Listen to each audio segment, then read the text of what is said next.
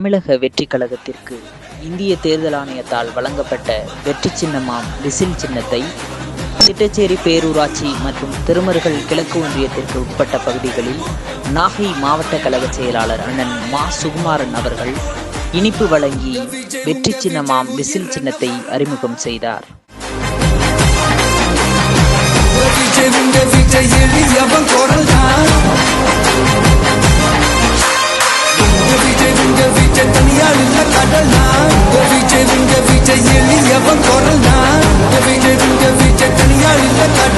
மக்கள் தானே மன்னர்களை உனக்கு காட்ட வரனா